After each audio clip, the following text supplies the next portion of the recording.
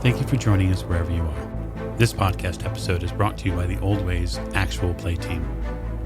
This actual play uses the 7th edition Call of Cthulhu tabletop role-playing game rules by Chaosium. This actual play is performed by adults and in an adult setting. While we try very hard to stick to languages for all ages, listeners should know that this podcast may include mature themes. All content, including names, places, events, companies, and etc., that may bear resemblance to entities living or dead, is strictly coincidental. My name is Michael Dent, and for tonight's game, I will be your keeper. Thank you for joining us again on another episode of the Old Ways podcast. I'm your keeper, Michael, and we return to Masks of Nyarlathotep as we are in Venice. Venice. And so tonight we have a special show for you to get ourselves moving across the Mediterranean. But before we do, we need to get to introductions. So to my right. This is Tiffany, and I play Maeve O'Shea, and we're going to get on a boat again. Yeah, because the first time wasn't an absolute shit show, you're going to do it again? Or the second time? Oh, right. Yeah, we don't talk about that, do we? So far. What is it with you guys in boat travel? Anyway, to Miss O'Shea's right. This is Morgan. I play Lillian Lane, and we are definitely getting on a boat again. Mm-hmm. Hopefully there won't be windows shattering and beams. I mean, anything could happen, right? At the end of the table. This is Jake. I'll be playing Jack Doyle, and I'm just excited we're getting to Egypt, finally. Yeah, I think that goes for probably most of us. We can't speak for Dr. Tottenbach because he's not with us this evening, but I'm certain that last but most certainly not least, we'll get an opinion from Sam. This is Alex. I'm playing Sam Perron, and a lot can happen at sea. It's so true. It's so true. So we raised the curtain tonight back at a wonderful Italian bed and breakfast where some of the investigators have spent the evening being wined and literally dined by a wonderful extended Italian family, and then done a little bit of thinking on kind of where they're going to go when they finally get to Cairo. And then outside of such an fairly nice residence, we see Sam walk into our view. And so, Sam, it's pretty clear that the family that lives here has been up for several hours. They probably wake very early to tend to their guests. What time is it when I arrive? By the time you arrive, it's probably 7. Okay. You had to take a couple of ferries to get back over. Yeah, sure. Yeah, unless I can walk in, I will knock on the residence. Mm-hmm. Yeah, a woman answers the door. Oh, sure. Can I help you? Yes, I've come to call on the party that you're hosting currently. Oh, of course. One moment. She steps away from the door, kind of lightly but respectfully closing it. Mm-hmm. And Jack, there is a knock on your door. My answer. Yes. There is a man downstairs. He said he's come to collect you. Oh. Or call on you? Yes, just a second. Of course. Go downstairs. Yeah. Outside the Italian bed and breakfast here, there is one, Sam, who looks probably a little tired.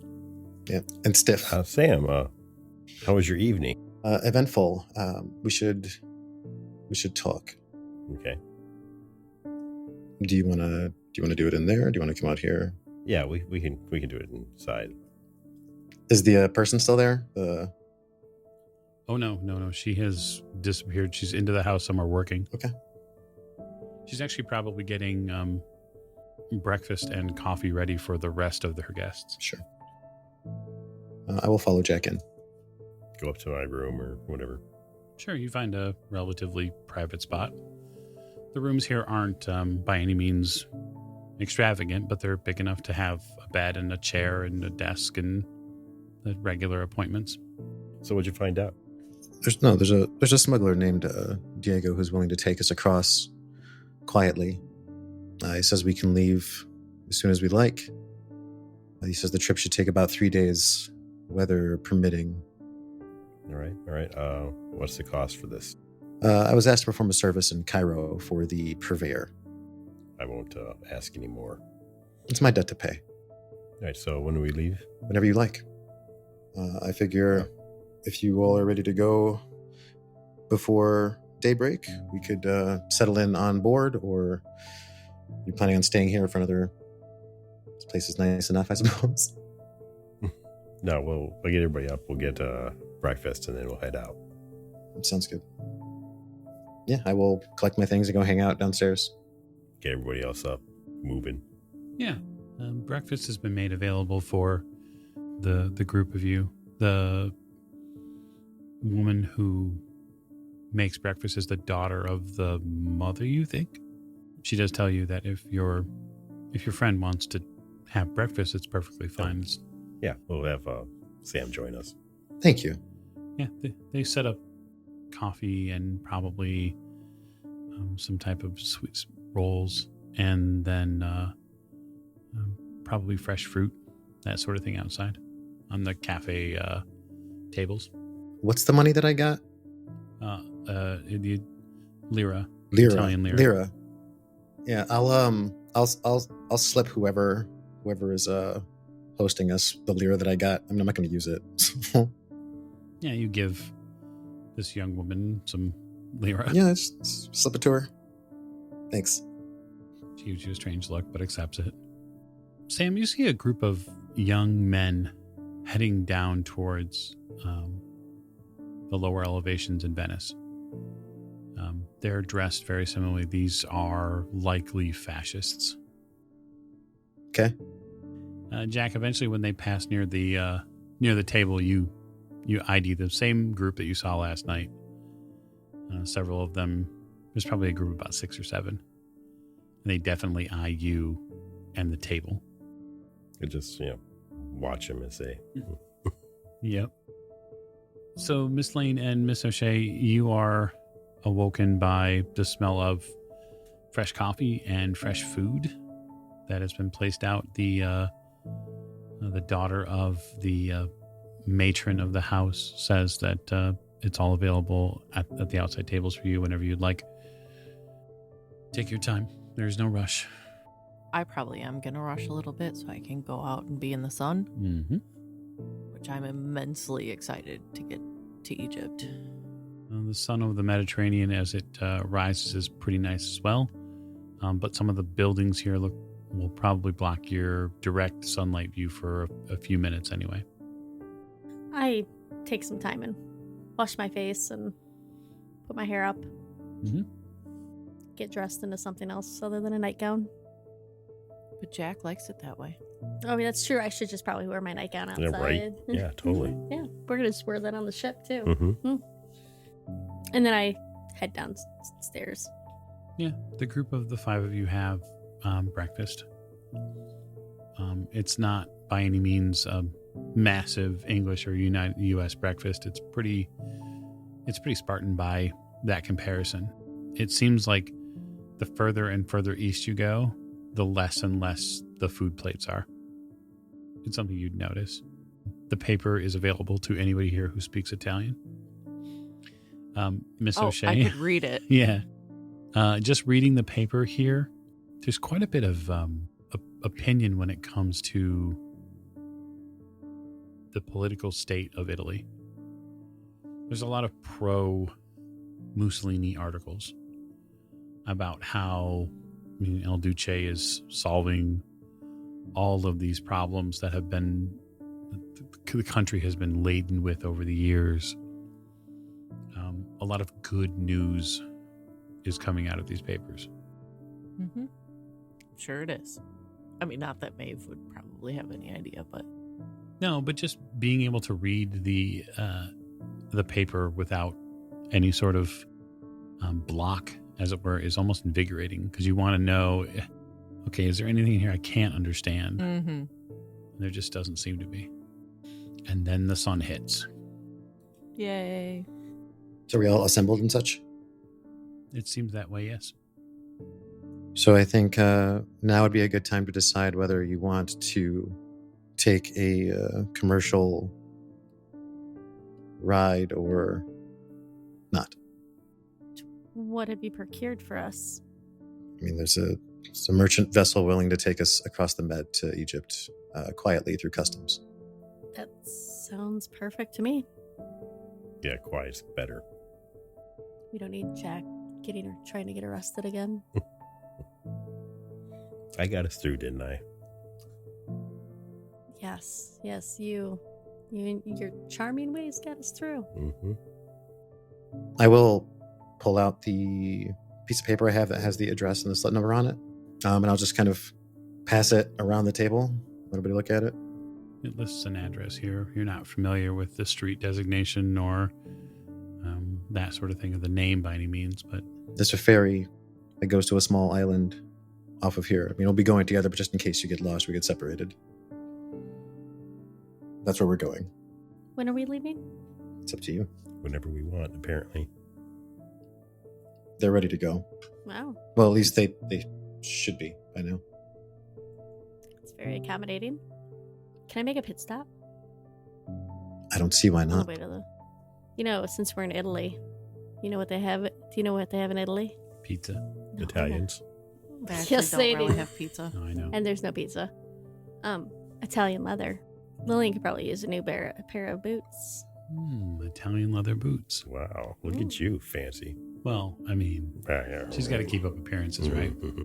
The Yes. tailors and the leather workers here in Venice would be a relatively easy pickup for you to get probably boots, depending upon what style and look you're after. Great. So what time are we meeting for the boat then? Because I'm gonna go and pick up some boots. Noon. Or do we want to meet at the? I'm assuming we want to meet at the ferry to go to the boat Why don't we just Yeah, why don't we I just guess- why don't we just all go get boots? together. Everybody. Matching boots. Do you want a boots? Oh, we're gonna go shoe shopping. Well, Just what you wanted to do in Venice. I'll go shoe shopping with Ellie and Lane. It's fine. Mm. It sounds like a blast. Can we talk about some things while we're shoe shopping about yeah, go ahead. like the wait, yeah, that's what I wanted to ask actually. You finished breakfast. Yep. My question is this, a functional question. Are you just grabbing your bags or your associated things and bringing them with you while you go shoe shopping? Or are you leaving them at the house and then coming back to the house before you go to the ferry? I think we leave them at the house because I don't think the boys want to be carrying a heavy ass trunk Yeah. Yeah, probably not. Okay, so the unless you're gonna get wheels on it. Oh, that's something we should probably do actually. No, because it'll roll around. It'll roll around the ship. Can we just get but we can play the can we just get a hand cart? play the Benny Hill theme. We could get a handcart. I'll just get a freaking hand cart. We will say then that after having a little breakfast, or a lot of breakfast, depending on what your desires are, the group sets out that morning to soothe the need that you have for leather, Miss Lane, and you go shoe shopping. I'm a little perturbed as to why everybody needs to come with me, but that's fine. Because I don't know, I feel like I have an entourage now. Okay. Don't you always? No, we're your entourage actually. And it's not the other way around. So yeah, I had asked the lady of the house where I could find some good Italian leather boots. Yeah, she absolutely points you towards the streets in Venice that you could get that at. Right. So I start heading that way, and as I'm walking, assuming I'm towards the front, I try to position myself next to Sam. It's not hard. I'm pushing a hand cart. I thought we were Oh, wait. leaving the bags. No, we're leaving them. Why? We're just gonna have to come back. Yeah, just get the hand cart. We'll take them with. Okay. Okay. So we say bye to our guests and our hosts. Pulling up to probably the right hand side of Sam. You're being stalked. Yep. Sam. I continue pushing. I just kind of look at her, like I know she's there. I'll kind of half smile. I side eye him. I side eye him, and yeah, kind of a couple times. Did you want to turn? Did I want to turn pushing the handcart? No, you can do that. If you're getting tired, though, I'd be happy to help. I'm doing quite. Have Jack do it. I'm doing quite okay. I was just assisting. So I have a question. Is it okay if I ask you questions? No, I'm kidding. I keep pushing the cart. So how does your possession work? It's not my possession. It's not quite that. It's not quite that simple. But I'm just kind of confused. Are you? My name is Sam. Is it you? Yes, I know. We've established this, but is that your body, or was that somebody else's body first? I have memories of all of my lives. Some are foggier than others. But So is your body immortal? What? I would assume not. I mean, I have the scars to prove it. I haven't been alive that long. I'm just very so you remember all your previous lives? Is that how it works? I'm very interested in how you work. So am I. So was that body born Sam, or were you born was the physical body born something else? I probably look physically uncomfortable when she asked that question. And I just look absolutely. My face just is nothing but curiosity. I'm not. I'm. There's no malice or, judgment. I don't think you're crazy. I'm just very interested. Whoever I was born, hopefully died painlessly. Because whoever they had to become to endure what they had to endure was likely beyond my ability to weather. So what are you? I stopped the handcart. Well, you're not a ghoul. You're not a would I even know what a vampire is? You're not a werewolf. I'm a man. Well, maybe you're a Miss werewolf. Lane, I'm a man. Are you? Yes. Her cheeks reddened like a little bit. Well, I mean, it's hard to tell. I keep pushing the cart. She's like visibly confused. Like Jesus. Okay. She bounds ahead to go find the shoe shop. Miss Lane, you have an occult skill, yes? I do. I can roll it. Sure. I got a 25 for my Colts. This would be awesome. I got a 62. I'm not pressing any luck for that. Yeah, we'll just plumb on. You find shoes, several different types of shoes and boots. There are custom ones available if that is your thing. But you're going to basically have to shop off the rack if you're going to leave today. Yep. I find something that fits tight enough that it's not going to slip, but loose enough that I can put my hatchet in it. Sure. There's only one set that does that, though. It's a very pleasant shade of red. It's totally hot. It's not bright red. It's like a dark blood red. Mm-hmm. I'm feeling it. I'm feeling that mood, especially after the dream that I had. Yeah, absolutely. So I buy them. Yeah. Is anybody else buying any boots? Yeah, actually. No, I plan on going barefoot through the sand. Yeah, I no doubt you do. Yeah, I was going to say don't laugh because it's true. Probably true. Yeah, probably need a pair of boots. Yeah. I actually suggest everyone get some boots. I will just to fit in.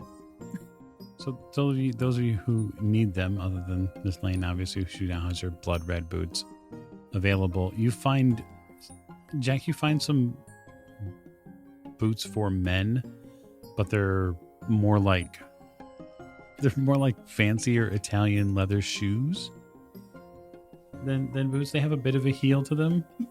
Okay, I might have to wait until I get to Egypt. They're a little foppish, maybe. No.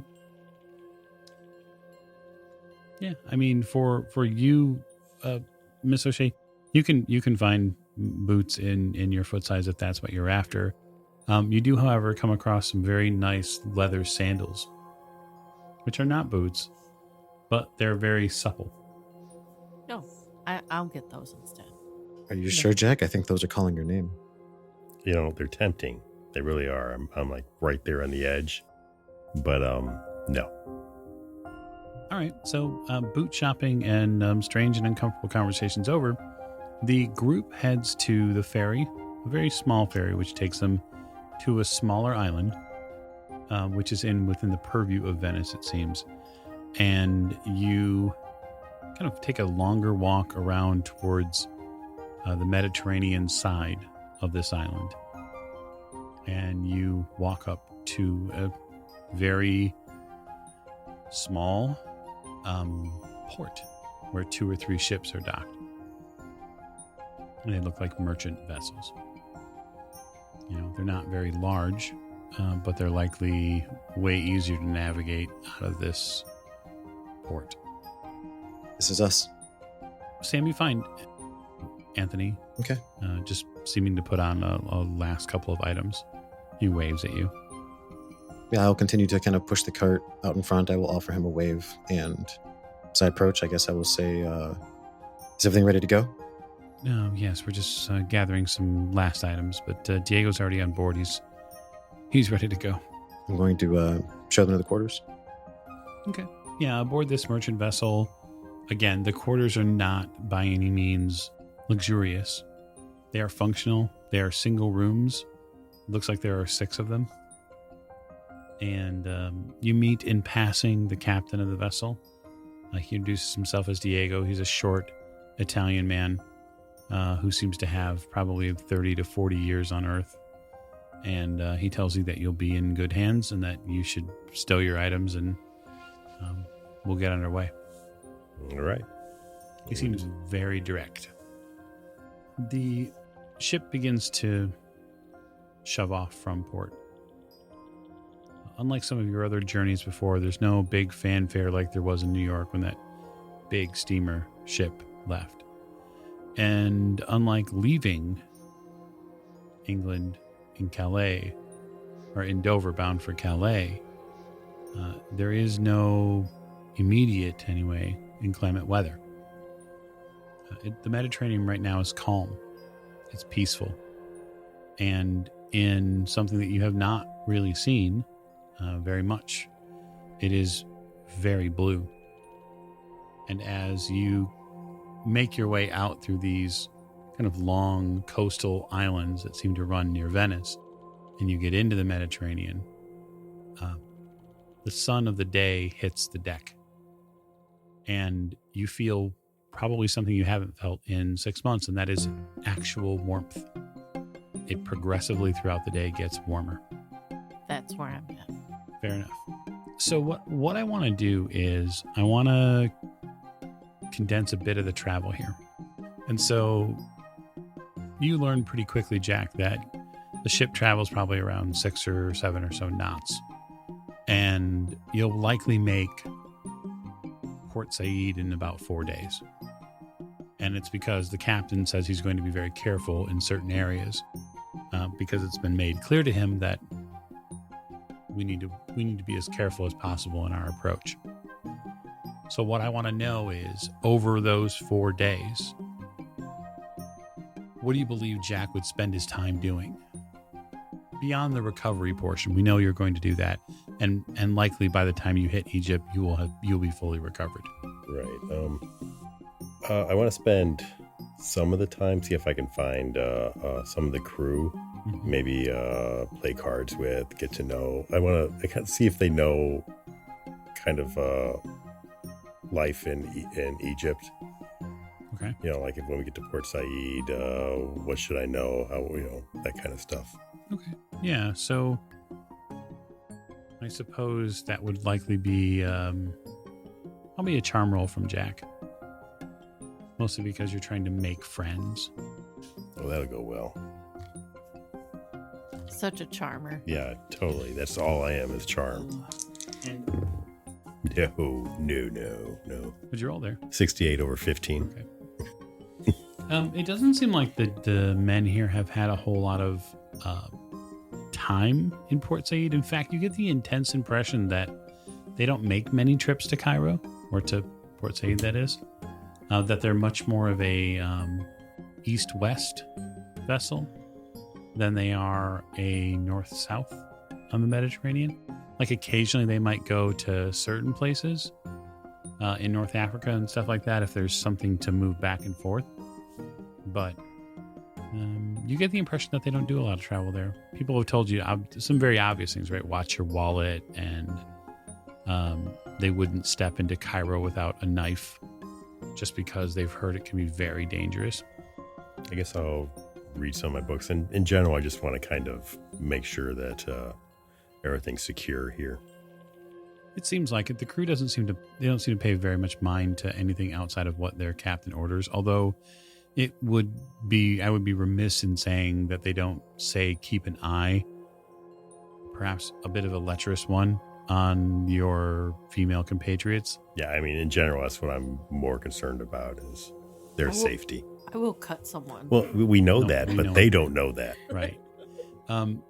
It's probably within the first few, say, hours of the trip that you would notice that some of them like being on the deck, especially when Miss O'Shea is on the deck, because she's very much interested in being in the sun.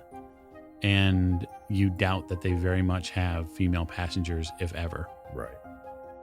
And so you probably keep an eye on her. Right. Or them. And then I want to repack the stuff in our false bottom. Okay. See if I can secure it better so it doesn't move or shift, or pack it with put cloth and stuff around it to try to. Sure. I don't want to have a repeat of Calais. No, of course not. So you're repacking the trunk and probably some of your stuff, just making sure, like, if you're going to have to make a trip through customs, you want to make sure you're prepared. And you find a letter amongst your things that was not there before. Take it out and read it. It's addressed to you. It seems to lay out some very specific things, concerns, and desires for what may come. It's penned by a close friend. And it's got a lot of intent behind it. I'll keep it close. But that said, the 4 days for you is a good time to recover. You do manage to get things repacked to the point where you feel like someone would really have to do some serious digging, and they would have to want to find the false bottom for them to get to it. Okay, good. So you do make do on that. You also likely, while repacking things, stumble upon your crystal, and it trips a memory, a dream about there being one that was left. You suddenly have an intense and almost burning memory that there was one-handed, that someone picked one up in a dream. You remember seeing the fist close around it, and you remember that it wasn't your fist. It was someone else's. It's hard to place directly. But it wasn't my crystal. No, you know for a fact it wasn't yours. Give me a power roll, Jack. 18 under 50. So hard success. You instantly remember that stone is magenta, and it was warm because the light that came through it almost glinted through the spaces in the fingers. And you remember whose stone it is, and you remember who had it. I'll go find Sam. Okay. We will get back to that. Miss Lane, with 3 to 4 days at sea, likely, hopefully, no inclement weather or strange things, what would Miss Lane spend her time doing? Sure, she probably would have brought some books in her bag from home. Undoubtedly. Probably Jackson Elias books. Yeah, I would probably spend my time on the deck.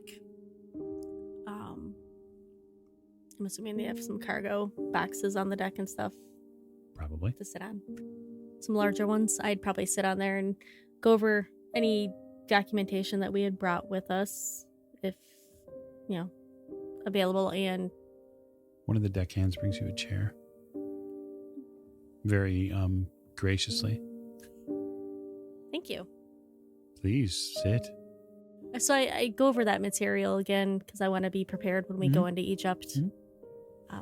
I also brought a leisure book as well. Okay.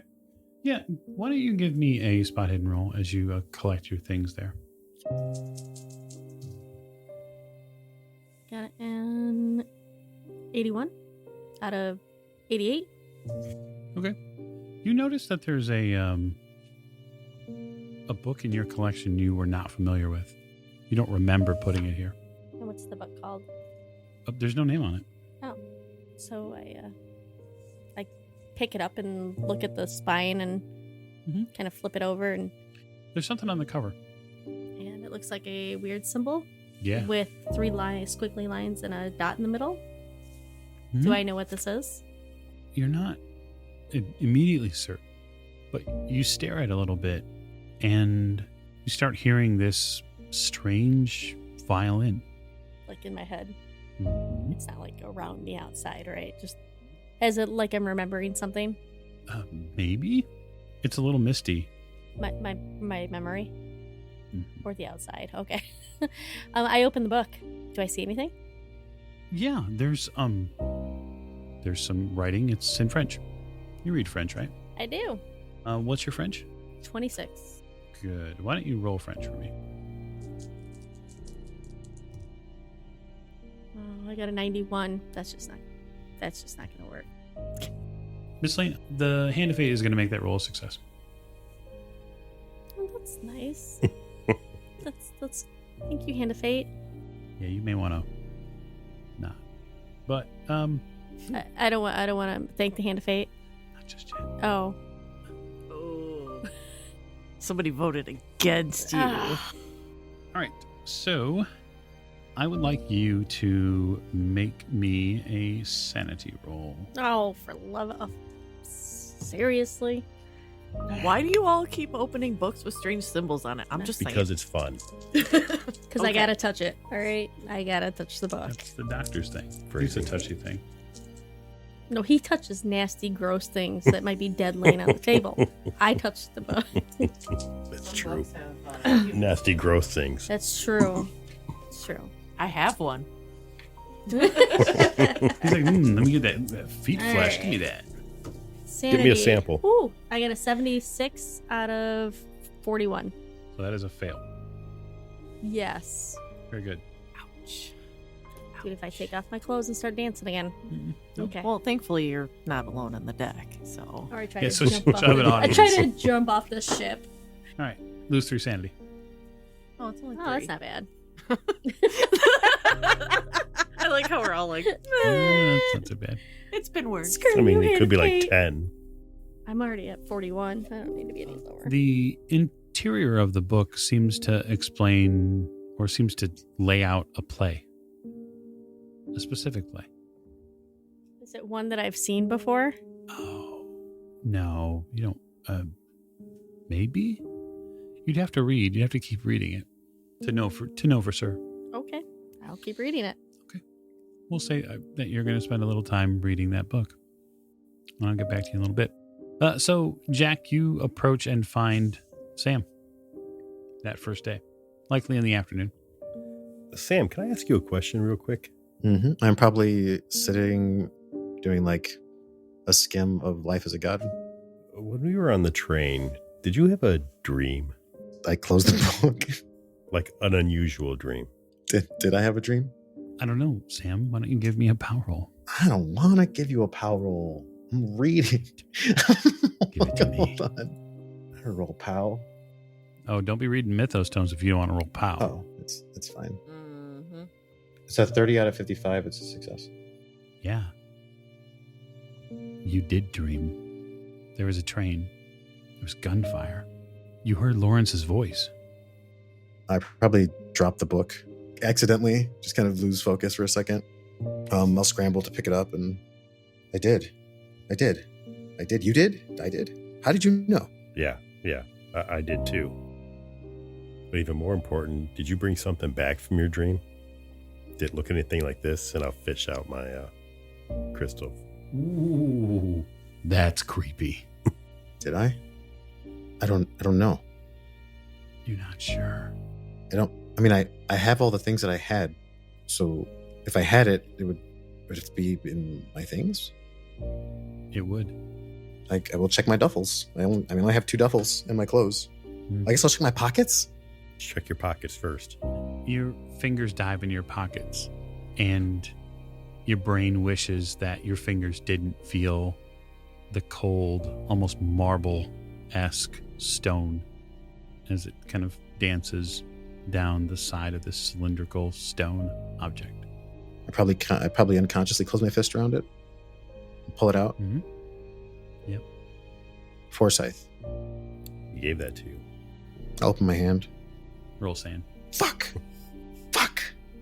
That is a hard success, 24 over 71. All right. So you as well lose 3 sanity. You come to a very shaking realization, and that is that somehow, some way, in a dream which you didn't at first believe to be true, on a train you don't remember falling asleep on, you somehow procured a physical object from said dream and brought it back with you. And it's at this point you realize that your hand is shaking and your arm is trembling and your face and forehead is a little sweaty. Jack, you watch someone go into what is effectively shell shock in front of you. Here, sit down. I wasn't. I am. I was. I wasn't. I am now. Here, take a drink. Oh, nice. The Jack flask. That's my answer to everything. As soon as I smell it, I take a long, hard pull on it. That's the sanity flask, son. Welcome to the club. Once I realize what it is, like there's probably a small tip back and like a moment of clarity, Oh, yeah. and then till it burns, keeper, till it burns. Understood. It's probably a good 8 or 10 seconds before your body and your esophagus scream at you to stop. Should I mean, I'll keep it safe. Lawrence gave all of this except for Lillian and you. One of these back in Chicago he got from a dream himself. I don't know what it does, but apparently occasionally they get warm. It seemed like it was a part of him, like it was something, a reminder of a promise. You should probably keep it close. Apparently I was doing it without even knowing. I put it in my other pocket. Well, I'll let you absorb that. I give him a thumbs up and just kind of sit there and woosah for a while. Kick my legs against the box and ponder. That book doesn't seem so crazy now. Actually, I'm going to pick it back up. So, as described, you were reading Life as a God. Yeah. A book that a few other folks here have read, maybe one in particular.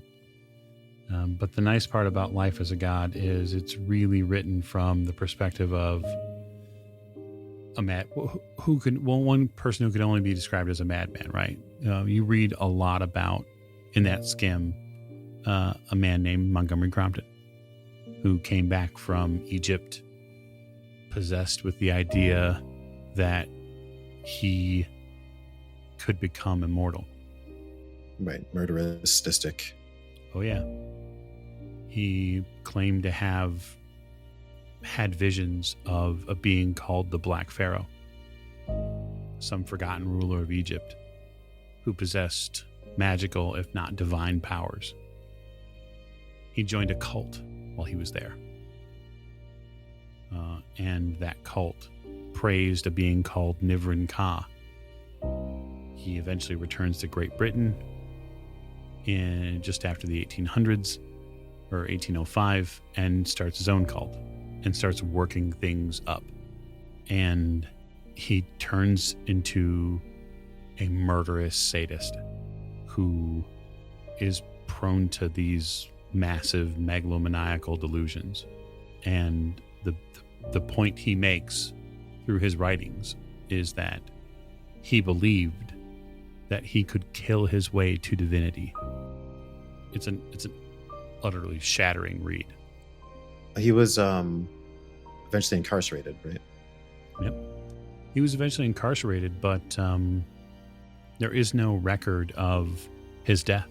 Right. Okay.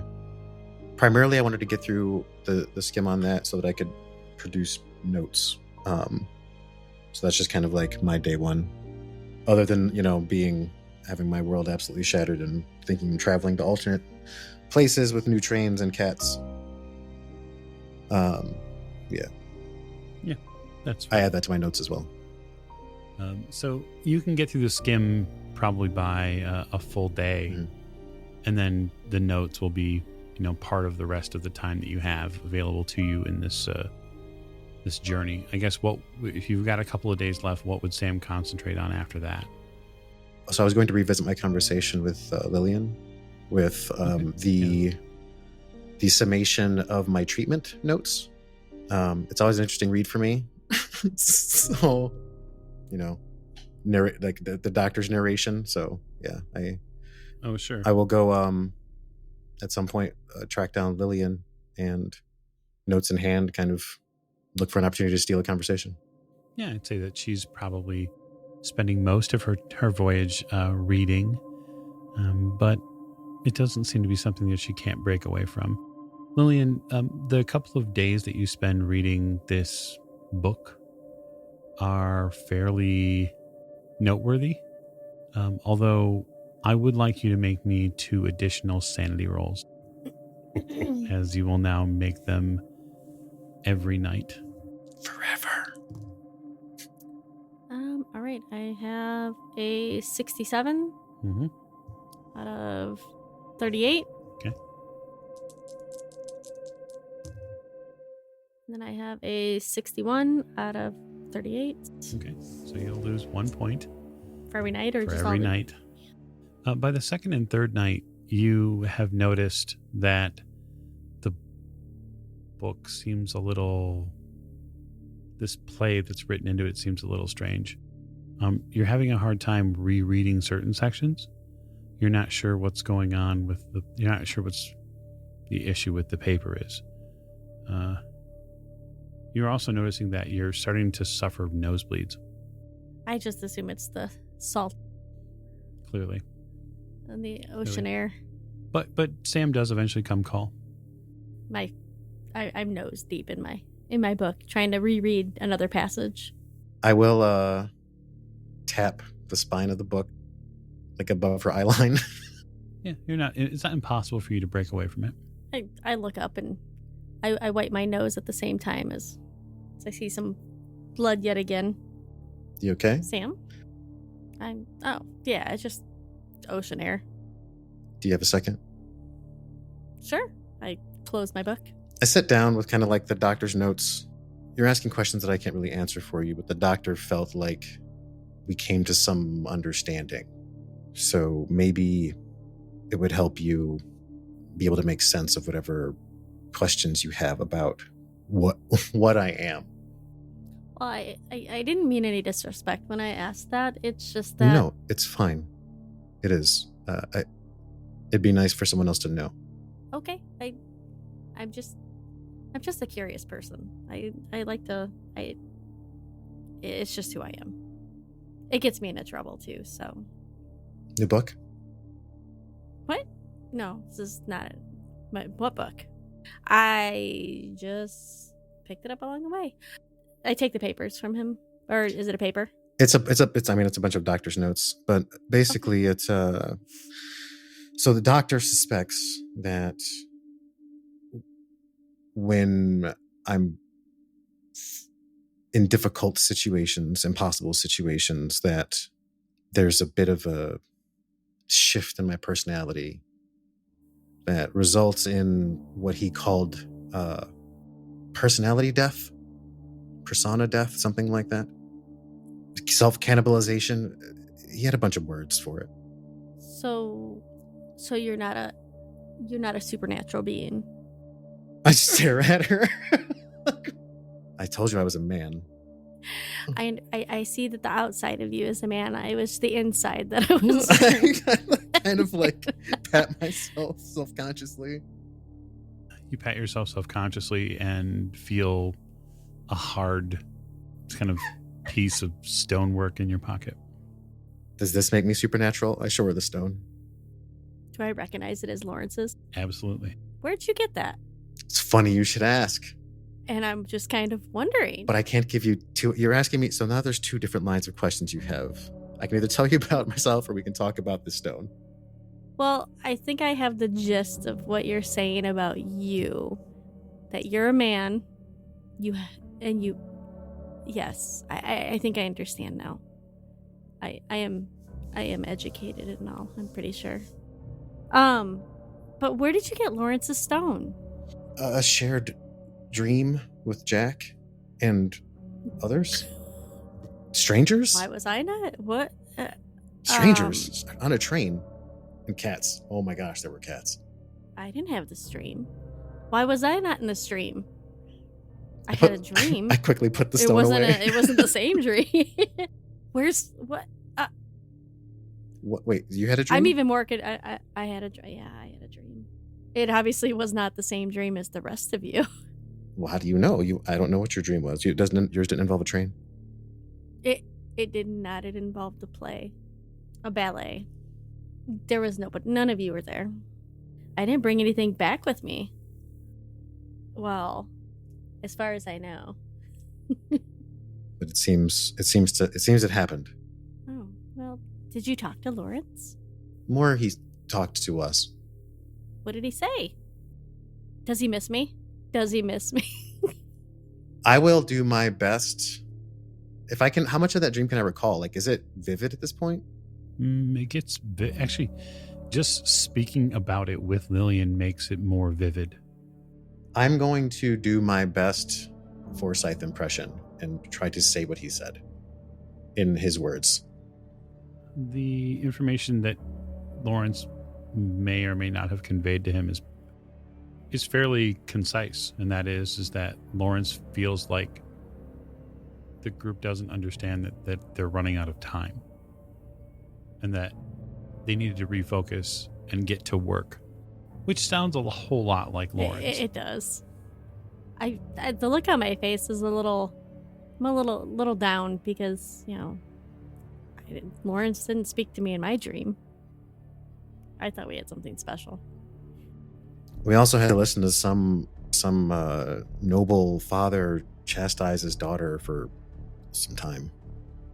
Well, I'm so glad that didn't happen in my dream.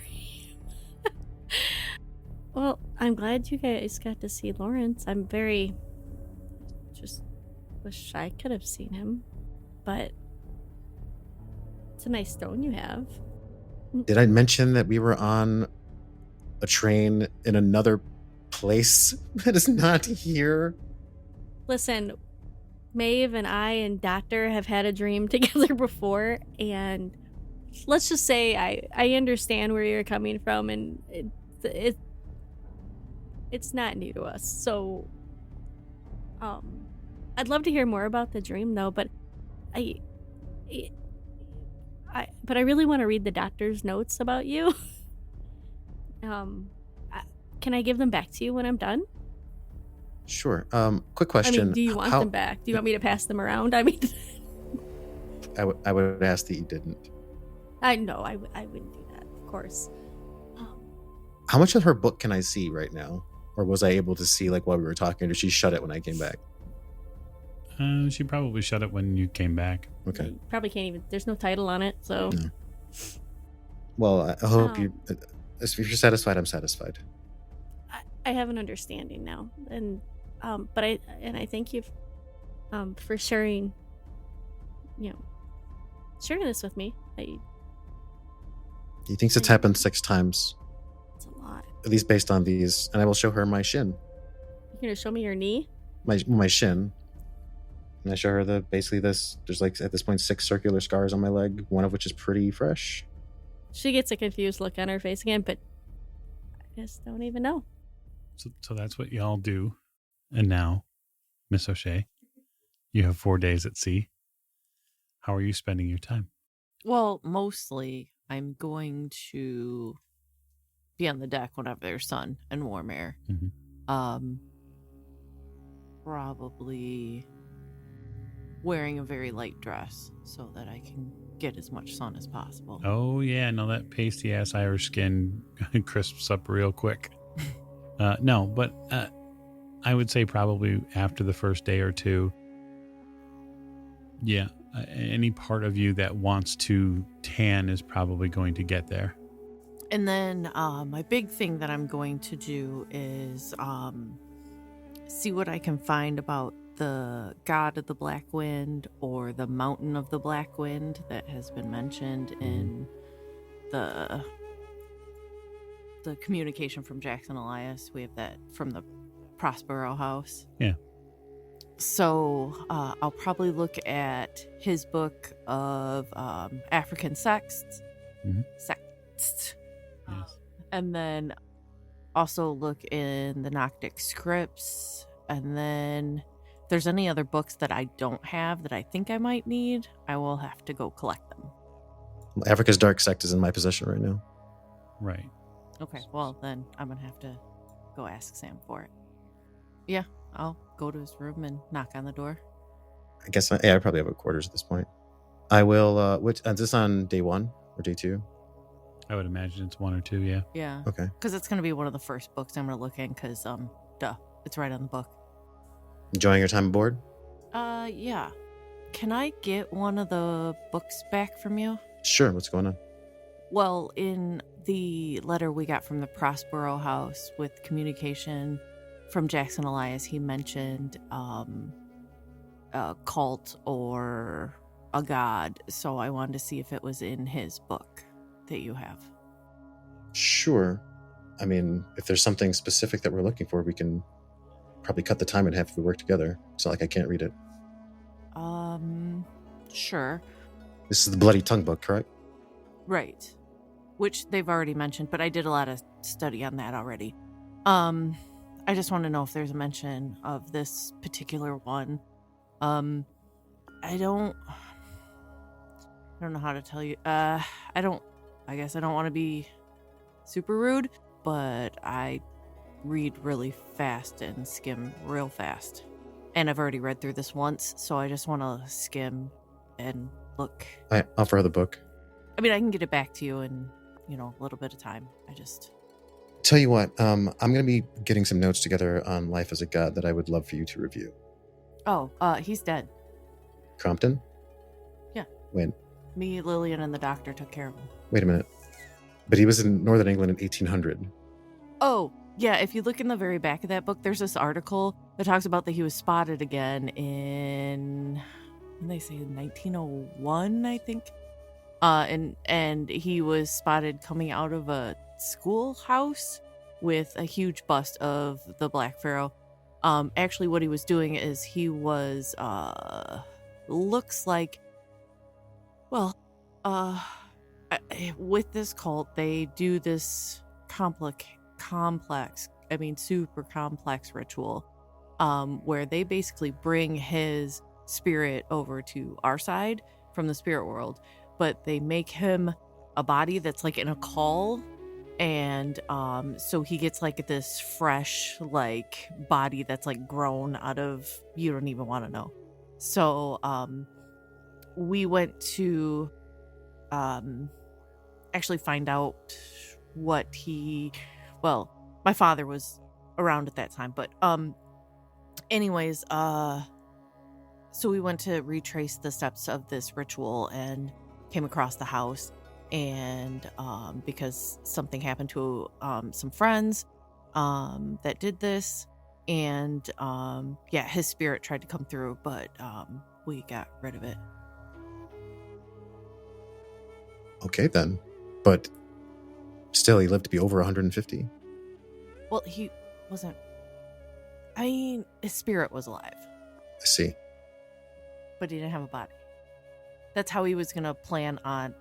that's what I assume. That's the notes I've read that we found there, was that he was going to... That's how he was going to stay immortal, is that this cult would continue to do this ritual if he needed a new body or if something happened to him.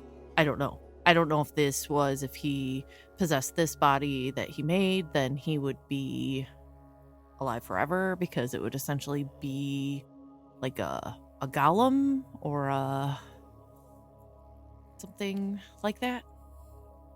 Sure, but it would be safe to assume that he wouldn't be able to do this without the favor of this Black Pharaoh, right? This mythical figure. I guess I didn't really see any evidence per se of the god, like we've seen in other instances. Well, I mean, but so it seems that these warlocks don't make this power in of themselves, like they're essentially granted it, right? It depends. Granted knowledge of or whatever. These aren't things that come to a person naturally. Anyway, I don't know that it was necessarily there is an old one named the Black Pharaoh. I think it might be linked to this Black Wind, perhaps. Or it's a bastardization because he brought it back to England and he was making it for himself, so he had to change it. So then I can't see him kneeling to another deity.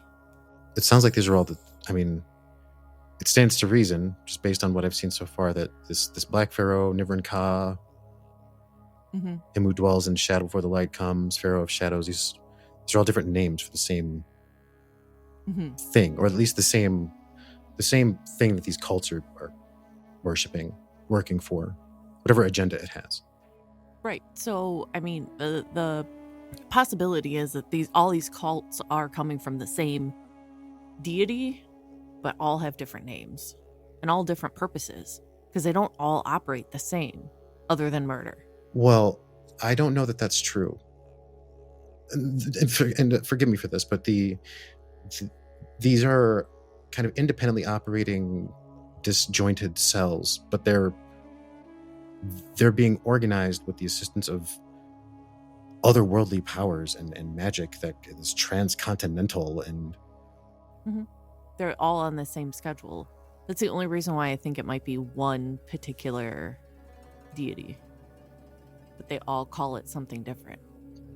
we don't necessarily know what they want yet, what the agenda is. Well, I can assume it's not good, considering all of the ones we've run into so far have some form of sacrifice. I have more on this on my other notes. Here's the book you asked for. Oh, thank you. We can reconvene. When we get to Egypt, we should get situated. There's plenty to talk about. Sure. So you're going to search through Africa's Dark Sex for something on the Black Wind? Yeah, the specific books I'm looking at, I just want a reference, either a reference to the Black Wind that I can then reference to something else. Like if it does reference the Black Pharaoh, or if Africa's Dark Sex does reference a couple of things, right? The text itself does talk about a cannibalistic cult. Not only cannibalism, but also bestiality in certain and various African tribesmen. The regions that get discussed in it include East Africa, the Kenyan Crown Colony, and German East Africa in particular, the Belgian Congo, and West Africa. The cult name, in whispers by the natives, the Bloody Tongue, is supposedly based far in the interior, but has followers in Mombasa, Nairobi, and even Muslim Zanzibar. Their idols are human-shaped, though surrounded with long red trunks instead of a head. It is rumored that more than one missionary has discovered that when the whites leave, the natives swap a head topped by a crown of thorns for one with a bloody tongue.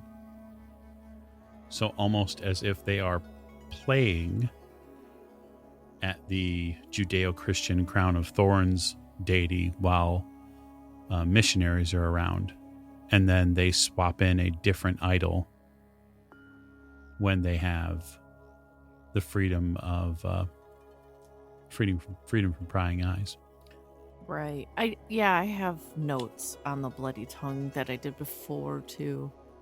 But that's the only one that he talks about in there is Cult Yeah. of the Bloody Tongue? Okay. Yeah, you don't see any reference in there to the Black Wind or the Mountain of the Black the Wind. Mountain of the Black Wind. Okay. Well, then I'll give that book back. Okay. Yeah, it takes you maybe no more than maybe 6 hours, having read it already, to do the skim and to look for any adjacent words. And then I'll just, when I return it to you, Sam, I'm just going to tell you, like, this is one you will want to read because this is specific to Africa and to some of the places we are going to visit. I've given it a once over. I'll be giving it a in-depth review soon. While I continue to get my notes ready for on the Life as a God, you said you were looking for mentions of this Black Pharaoh. I keep seeming to find that there are too many coincidental connections between this London spiritual society and these cultists. If not directly, then indirectly. It seems that there was a schism at some point. Yeah, it was actually started there. And then I think there was basically from what I can understand, because I went to the Spiritualist Society, I actually belonged to it, that what the ritual required and what they also had knowledge of, first of all, they're very basic there. Like, they have very, like, surface knowledge of, like, the spiritual world and others. Like, you know, your roadside mediums, your, you know, scary old ladies that come shake your tables and, you know, stuff like that. I don't know that I agree, considering the contents of this journal from this Reginald Masterson talk pretty in depth about a ritual that he was working on with some unnamed accomplice that involved enslaving these creatures, these winged horrors, using some enchanted whistle. Whoa. What journal is this? The gray book that I showed you the first day that you yelled at me. It's that one right there. You haven't read this book. Oh, the one I haven't read yet. This is a diary by Masterson that touches on some of the things that he and this other person wanted to do with the Spiritual Society. But the problem is, every time Probably Gavigan, who also was kind of kicked out. wasn't also your father in the Spiritual Society? Yes, he was. Or perhaps there's some other unknown collaborator we've yet to unmask. It's not like these people are forced to work in the tightest of circles. I mean, who is there now? Well, there were witnesses that my father and Gavigan also had an argument about how this ritual was going to work and whether or not people were going to be hurt. And the way that Gavigan wanted to do it was, from what I gather, unethical. And also didn't, like, basically, he was going to try and change things for himself. Well, if the results were unrecorded and the journal stops there, so we can assume that either the rite was a success, and if it was Gavigan, he usurped the tool for his own ends, or Masterson died in the process, at which point Gavigan and likely his would-be number two assumed possession of the item for their own ends. Yeah, I bet you. So, what happened with the ritual, as far as I could tell, was almost like a trade had to be made. But is this the same ritual? I bet you it is. I mean, I'd have to look at the book and read it to see if that's the same ritual. How many people does it take? I didn't get that far. I just know it's here. Still, if it's the one that my father was trying to do and the one that, my father was trying to cross over to the spirit world to go find what has been tormenting my mother. So he wasn't trying to live forever. I think he thought he could come back. It seems like that there had to be an exchange. So somebody had to cross over in order for the spirit to come back. is the way that I kind of see it, but I don't know 100% because I don't have a full and complete record of the ritual. This, if I'm reading this correctly, is just about the creation of an item. Does that sound right, Keeper? Yeah. It seems like the focus of that book specifically is to create an item, and then seemingly as the more frenetic and quite frankly outlandish writing continues, it looks like the aim was to create this bone whistle so that way a being from beyond could be called. And the descriptions match the things, right? The winged things. Oh, yeah. Are there pictures? They they match the pictures in that book. They don't match the description of the things that you saw at the Miser House. Interesting. So 2 different types of winged things. You get the impression from the writing that the whistle is almost like a dog whistle. Yeah. In the sense that it's to call a pet. What kind of winged things is he calling? I mean, see for yourself. You sure with the illustrations? Yep. So as far as these are pretty gross illustrations. Quick picture of it. But it's different than these. It is absolutely different than, yes. The creature that it depicts is something rather disgusting, but it's not terribly large. So it seems, anyway, to have this pair of almost spindly legs, almost like a flamingo. Mm. And then they thicken up near the thighs until there's a larger, more round body. But there's almost like this gangly lizard neck that ends in a sharpened, almost crocodile head. And there are 2 wide, what we would more look like wyvern wings attached to it. Yeah, I was going to say, is it more like wyvern, like it doesn't have arms? Yeah. Oh, those look fun. But yeah, the illustration is fairly graphic. Well, I would assume that is something we don't want to make. I imagine not. Okay. At least not today. We'd probably want to know a bit more about these things before we call any of them. Right. That's kind of my thoughts. Well, thank you for not giving me a hard time about the book. And I gotta go check some other things and see if I can find anything, any reference, and maybe solidify whether or not this is all the same deity. Or are you sitting down? Because this might be real scary. I'm always kind of sitting down. There are several of them that want to make the move at the same time. It's not surprising.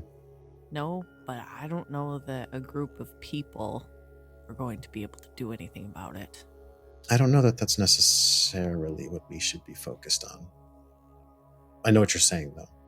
My concern right now is that there's a shipment of material that I feel is wrapped up in all this. And considering the nature and the size of it, I worry that if what Lawrence is saying is true, that sounds weird to say, and we are running out of time, wherever those things were going was likely where they were going to be used. What material are you talking about? The machines, the ones that Gavigan was sending to China. Right. Yeah, in and amongst those same shipments, there were pieces going to Cairo as well. Yeah, we're running out of time because we need to stop these rituals, stop these cults, if we have any hope. Because if any of the old ones come in, then we're done. We are absolutely done. Unless you got somebody that's going to get your back. Isn't it kind of exercise in futility, though? I mean, not to say that our efforts aren't worthwhile, but going after these cults, they just seem to fill themselves in. Like the bloody tongues, for example, there are going to be more of them. The disciples of the Nivrun Ka, different Ka, they have a new leader already. Sure, but is that leader as powerful as Gavigan was? Well, I think what's more important is, are they willing to carry out the agenda of whoever this Black Pharaoh is? That's assuming that they also have the power to do it.